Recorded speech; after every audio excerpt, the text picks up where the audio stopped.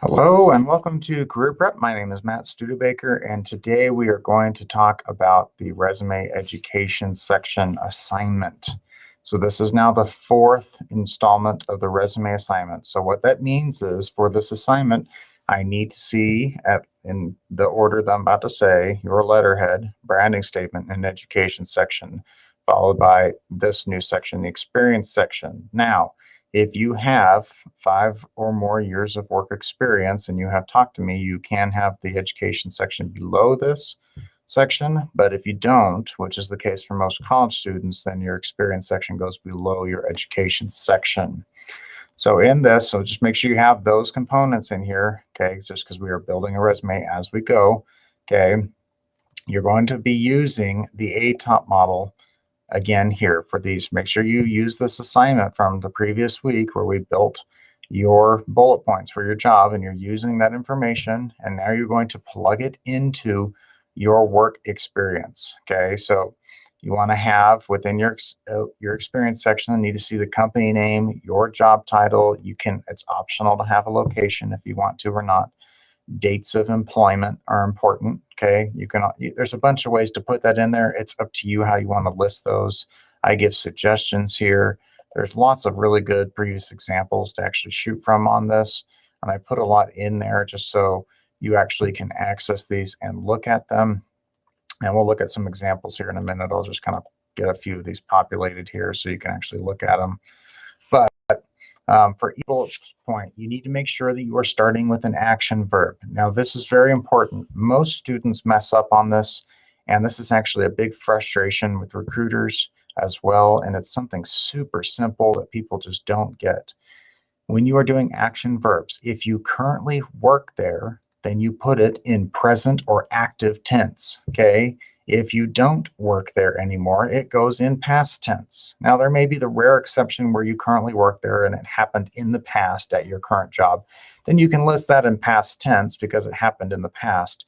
But that's very rare. Most of the time, these things you're listing in present tense or active tense for a current job. So please make sure that you're doing that. Please make sure you're starting with a bullet point or with an action verb for these bullet points, okay? And for each job, it is important that I see at least 2 measurable bullet points per job.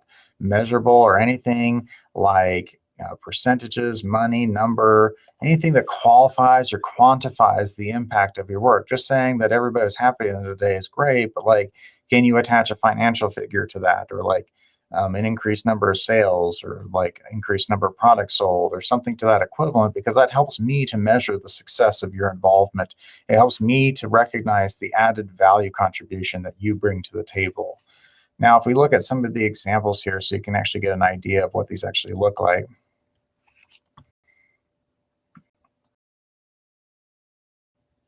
Assuming that it loads. So you'll see they've got their letterhead, they got their branding statement, they got their education section. And then here's the work experience. So they've got the dates. You don't have to put them up here. I'm just giving an example. This is the company they work for, the location, and here's their title while they work there. And so if you look in here, so we've got trains and develops. So there's their action verbs and their business partners in the use of strategic management systems and digital payment applications for over 20 teams. So I see a measurable data. Here's another one. There's measurable data. I see another one, measurable data, measurable data. I'm seeing lots of measurable data. What I need to see is at least 2 per job on average. So let's say there's a bunch here. You got 4 jobs on here. So let's say you got 4 jobs, you got to have 8. And I see 6 here, 1 here, 1 here. That's fine. You got 8. That's all I'm looking for when I'm looking for the measurable bullet points. Okay, just got to see it on average. It'd be great if every single one of them had every single bullet had measurable data, but I just want you to get started because sometimes this is hard for students to actually be able to include into their resumes. So here's another example, experience section. So again, letterhead, branding statement, section. So here they have it laid out here. So they got the company name. They've got a brief discussion about who they are, which is optional. They've got the name of the content. And then they've got their dates over here. If you download this, the dates correctly line up. Just for some reason, it's skewed up in Canvas here. And so they've got their bullet points. They've got measurable data that I can see in here. And so I'm able to track that. Everything looks good. They also put volunteer experience, which you can for this assignment. That's fine. The big things I'll be looking for are work experience, but if all you have is volunteer, then I'll be looking there for the information. And so it's a pretty simple assignment. It is 10 points, so it's one of the bigger assignments that you need to, for the resume assignment, you need to pay attention to.